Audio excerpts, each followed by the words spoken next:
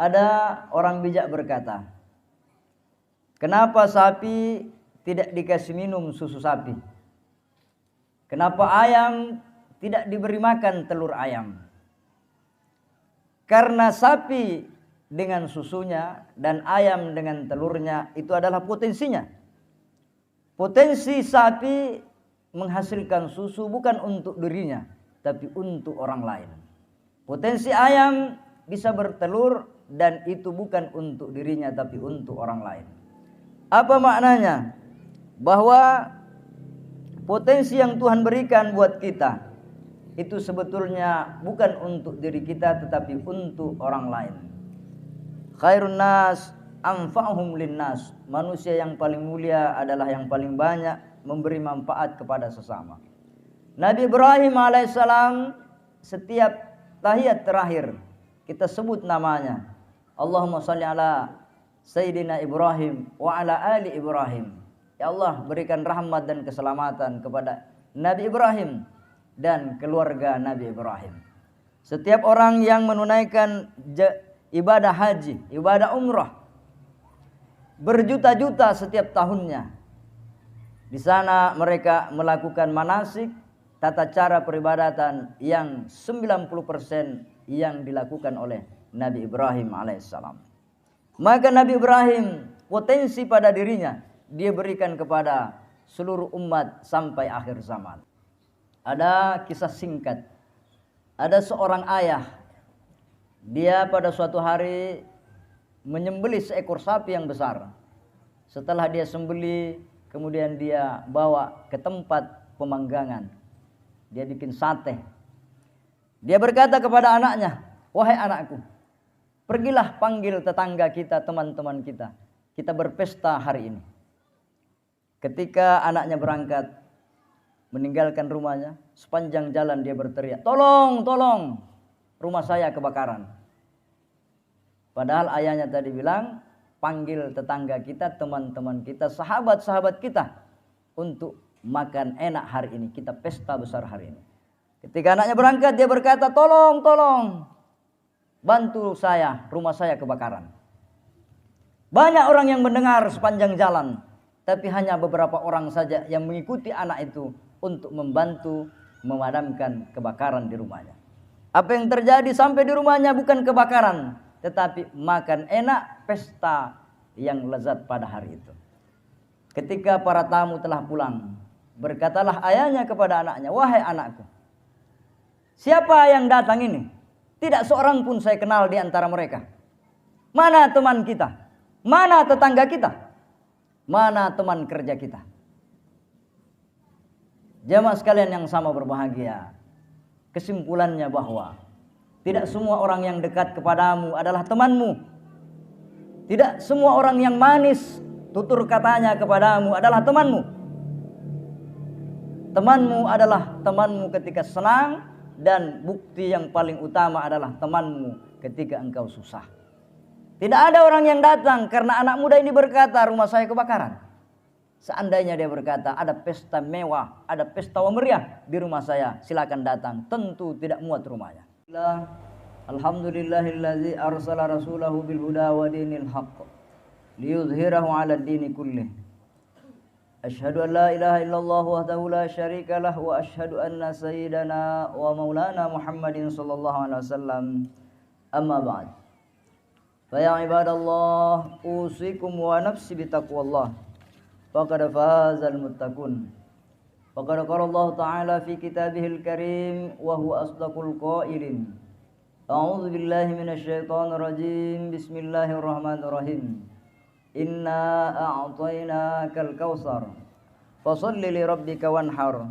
Inna syani'aka huwal abtar. Shadaqallahul azim wa ballagha rasulul karim wa nahnu ala dzalika minasy syahidin wasyakirin. Jamaah Idul Adha yang sama dimuliakan oleh Allah. Puji syukur senantiasa kita persembahkan kehadirat Allah Subhanahu wa taala, di mana Allah memperkenankan kepada kita untuk hadir di tempat ini dalam rangka merayakan atau dalam rangka mendekatkan diri kita kepada Allah Subhanahu wa taala. Karena hari raya Idul Adha disebut juga dengan hari raya Idul Kurban. Kurban artinya qarraba yuqarribu kurbanan. Artinya mendekatkan diri kita kepada Allah Subhanahu wa taala. Jamaah yang sama dimuliakan oleh Allah. Idul Kurban sangat erat kaitannya dengan Nabi Ibrahim, Nabi Ismail, dan istrinya yang bernama Siti Hajar. Ada orang bijak berkata, kenapa sapi tidak dikasih minum susu sapi? Kenapa ayam tidak diberi makan telur ayam? Karena sapi dengan susunya dan ayam dengan telurnya itu adalah potensinya. Potensi sapi menghasilkan susu bukan untuk dirinya, tapi untuk orang lain. Potensi ayam bisa bertelur dan itu bukan untuk dirinya, tapi untuk orang lain. Apa maknanya? Bahwa potensi yang Tuhan berikan buat kita itu sebetulnya bukan untuk diri kita, tetapi untuk orang lain. Khairun nas anfa'uhum linnas. Manusia yang paling mulia adalah yang paling banyak memberi manfaat kepada sesama. Nabi Ibrahim alaihissalam setiap tahiyat terakhir kita sebut namanya. Allahumma salli ala Sayyidina Ibrahim wa ala ali Ibrahim. Ya Allah, berikan rahmat dan keselamatan kepada Nabi Ibrahim dan keluarga Nabi Ibrahim. Setiap orang yang menunaikan ibadah haji, ibadah umrah, berjuta-juta setiap tahunnya. Di sana mereka melakukan manasik, tata cara peribadatan yang 90% yang dilakukan oleh Nabi Ibrahim alaihissalam. Maka Nabi Ibrahim potensi pada dirinya dia berikan kepada seluruh umat sampai akhir zaman. Allahu Akbar, walillahil hamd. Kila ada ulama yang berkata dalam riwayat sababu zibih Ibrahim alaihissalam annahu qarraba al-fashatin wa salasa mi'ati bakaratin wa mi'ata badanatin fi sabilillah. Adapun sebab kenapa Allah memerintahkan Nabi Ibrahim alaihissalam untuk menyembelih anaknya. Pernah suatu ketika Nabi Ibrahim menyembelih 1000 ekor kambing, 300 ekor sapi, kemudian 100 ekor unta. Fata'ajjaban nasu wal malaikatu min zalika. Maka para malaikat bahkan manusia takjub betapa dermawannya Nabi Ibrahim alaihissalam. Waqala Ibrahimu, maka berkatalah Nabi Ibrahim alaihissalam, kullu ma takarraba bihi laisa bi syai'in 'indi. Apapun yang saya lakukan dari 100 ekor kambing, 300 ekor sapi dan 100 ekor unta itu belum apa-apa. Wallahi, kata Nabi Ibrahim, demi Allah, lau kana li ibnun, seandainya Allah memberikan kepadaku seorang anak laki-laki, la azbahannahu fi sabilillah. Kalau Allah minta untuk dikorbankan di jalan Allah, aku akan merelakannya. Pada saat itu Nabi Ibrahim belum punya anak. Dalam riwayat 80 tahun umurnya. Riwayat yang lain 99 tahun umurnya Nabi Ibrahim belum punya anak. Dari istri pertamanya bernama Siti Sarah. Maka Siti Sarah menganjurkan untuk Nabi Ibrahim menikah lagi dengan pembantunya atau budaknya yang bernama Siti Hajar. Lahirlah dari rahimnya Siti Hajar seorang putra yang bernama Ismail. Ismail artinya pemberian yang lama telah dinantikan. Ismail artinya anumittana ritajeng pammasena pun Allah Ta'ala. Jamaah sekalian yang sama berbahagia, maka sebagaimana riwayat-riwayat yang kita dengar bahwa pada hari ke-8 Zulhijjah Allah menagih janjinya Nabi Ibrahim alaihissalam. Ya Ibrahim, aufi binazrika, wahai Ibrahim, laksanakan nazarmu. Ketika di waktu subuh dia ragu-ragu, ahuwa minallah am minasyaitan. Apakah mimpi ini dari Allah atau dari syaitan? Kemudian pada hari ke-9, yaitu hari Arafah, Datang lagi mimpi yang sama, ya Ibrahim, aufi binazrika. Maka pada saat itulah Nabi Ibrahim mengenal bahwa ini benar adanya datang dari Allah Subhanahu wa taala. Itulah disebut Yaumu Arafah. Pada hari ke-10 Zulhijjah seperti hari ini, Nabi Ibrahim berniat dan bertekad untuk menunaikan perintah Allah untuk menyembelih anaknya. Jamaah sekalian yang sama berbahagia. Falamma arada ayyadhhaba bi Ismaila ila nahri, ketika Nabi Ibrahim akan berangkat menuju tempat penyembelihannya, qala Ibrahim alaihissalam li Hajar wa hiya ummu Ismail, berkatalah Nabi Ibrahim kepada Siti Hajar dan dia adalah ibunya Ismail, albisi waladaka Ismail ahsana siyabi, berikanlah pakaian yang paling bagus sebagaimana hari ini kita berikan pakaian yang paling bagus, pakaian yang paling indah kepada anak kita. Karena fa inni zahibun bihi ila diyafatin, saya akan pergi ke tempat perjamuan, kata Nabi Ibrahim alaihissalam. Kemudian tidak lupa Nabi Ibrahim membawa seutas tali dan satu pisau. Yang perlu digarisbawahi kata para ulama, walam yakun iblisu alaihi la'natu min yaumi khalaqallahu ashgala wala aksara taraddula min zalikal yaum. Tidak ada yang paling sibuk pada saat itu kecuali iblis. Iblis belum pernah sibuk semenjak dia diciptakan oleh Allah sesibuk pada hari ketika Nabi Ibrahim akan mengorbankan anaknya. Maka namanya iblis, dia datang dari depan, dia datang dari belakang, dari kiri, dari kanan untuk menggagalkan rencana yang paling mulia yang akan dilaksanakan Nabi Ibrahim alaihissalam. Maka datanglah iblis. Faja'a iblisu yaqulu li abihi, dia datang kepada ayahnya. Ala tara i'tidala qamatihi wa husna suratihi wa latafa siratihi. Wahai Ibrahim, tidakkah engkau lihat betapa anakmu ini yang lama sekali engkau menunggunya, betapa indahnya dia berjalan, betapa eloknya senyumannya, betapa indahnya renyahnya senyum dan tawanya. Maka Ibrahim berkata, "Na'am, iya, saya tahu itu. Ini anak yang saya nanti. Indah sekali umurnya pada usia 7 tahun. Riwayat yang lain mengatakan usia 13 tahun. Walakin umirtu bizalika, akan tetapi saya tidak bisa menolak karena ini perintah dari Allah." Maka datanglah iblis kepada ibunya. Kaifa ta'qidina zaba Ibrahimu bi ibnika liyazbahu. Wahai Hajar, kenapa engkau duduk diam? Tidakkah engkau melihat ayahnya Ismail akan menyembelihnya? Tidakkah engkau melihat dia berangkat dengan seutas tali dan sebilah pisau? Maka Hajar berkata kepada iblis laknatullah, li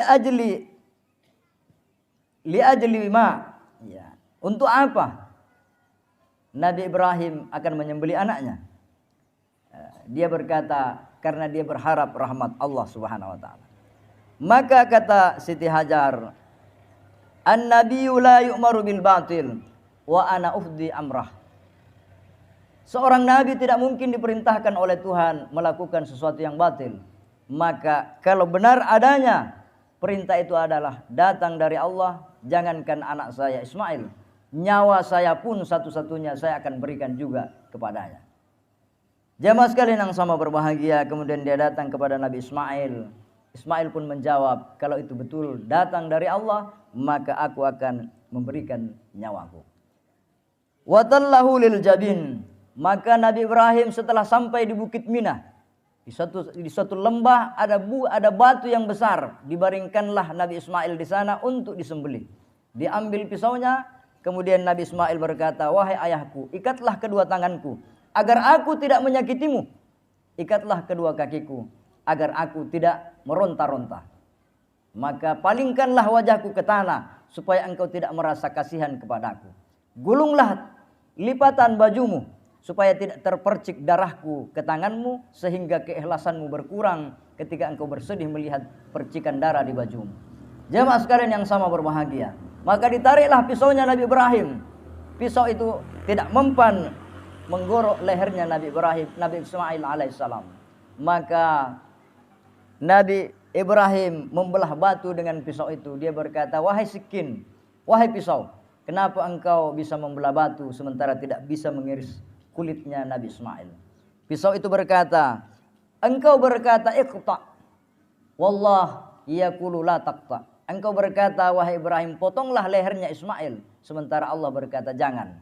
Maka bagaimana aku bisa mentaatimu sementara Allah melarangku? Allahu akbar, Allahu akbar, walillahil hamd. Maka Nabi Ismail berkata, wahai ayahku, mungkin rasa sedih membuatmu tidak berdaya. Lepaskan ikatan tanganku, lepaskan ikatan kakiku, supaya aku tidak kelihatan seperti orang yang terpaksa. Jamaah sekalian yang sama berbahagia, tahukah Anda ketika peristiwa itu terjadi, dibuka pintu langit. Semua malaikat yang ada di langit, langit pertama sampai ke arsy menyaksikan peristiwa itu. Semua malaikat kharru sujada, bersujud kepada Allah. Kenapa? Karena malaikat ini kan pernah protes kepada Allah. Ya Allah, untuk apa kau ciptakan manusia? Mereka hanya menumpahkan darah. Sementara Nabi Ismail adalah orang yang rela menumpahkan darahnya untuk mencapai ridha Allah Subhanahu wa taala. Di akhir kisah ini, jamaah sekalian yang sama berbahagia, datanglah malaikat Jibril membawa kibas sebagai tebusannya.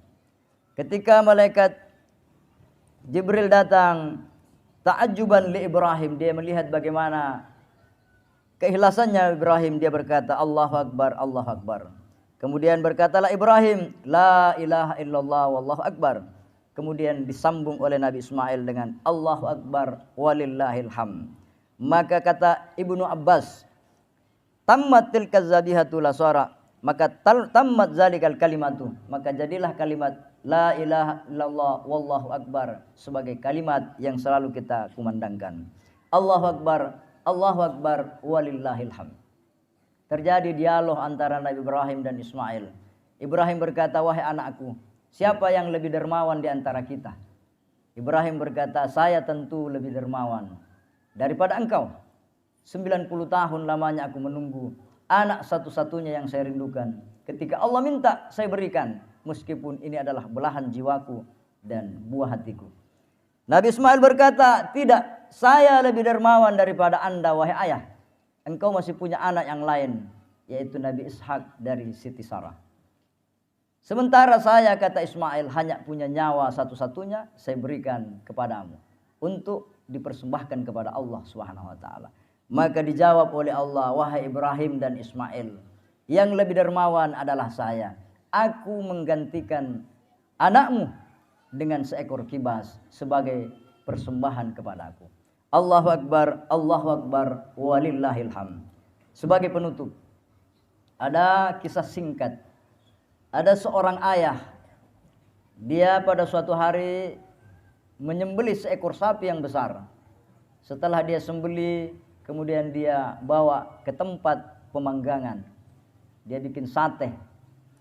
Dia berkata kepada anaknya, wahai anakku, pergilah panggil tetangga kita, teman-teman kita. Kita berpesta hari ini. Ketika anaknya berangkat, meninggalkan rumahnya, sepanjang jalan dia berteriak, tolong, tolong, rumah saya kebakaran.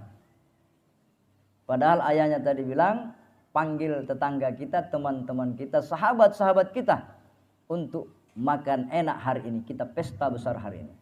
Ketika anaknya berangkat, dia berkata, tolong, tolong, bantu saya, rumah saya kebakaran. Banyak orang yang mendengar sepanjang jalan, tapi hanya beberapa orang saja yang mengikuti anak itu untuk membantu memadamkan kebakaran di rumahnya. Apa yang terjadi sampai di rumahnya bukan kebakaran, tetapi makan enak, pesta yang lezat pada hari itu. Ketika para tamu telah pulang, berkatalah ayahnya kepada anaknya, wahai anakku, siapa yang datang ini? Tidak seorang pun saya kenal di antara mereka. Mana teman kita? Mana tetangga kita? Mana teman kerja kita? Jamaah sekalian yang sama berbahagia, kesimpulannya bahwa tidak semua orang yang dekat kepadamu adalah temanmu. Tidak semua orang yang manis tutur katanya kepadamu adalah temanmu. Temanmu adalah temanmu ketika senang, dan bukti yang paling utama adalah temanmu ketika engkau susah. Tidak ada orang yang datang karena anak muda ini berkata rumah saya kebakaran. Seandainya dia berkata ada pesta mewah, ada pesta meriah di rumah saya, silakan datang, tentu tidak muat rumahnya. La ilaha illallah, wallahu akbar. Inilah perjalanan hidup kita. Jadilah bermanfaat. Berilah pengorbanan yang ikhlas agar kita bisa mengikuti Nabi Ibrahim dan Ismail. Barakallahu li wa lakum fil Qur'anil azim wa nafa'ni wa iyyakum bima fihi minal ayati wa dzikril hakim. Aqulu qouli hadza wa astaghfiru innahu al-ghafurur rahim.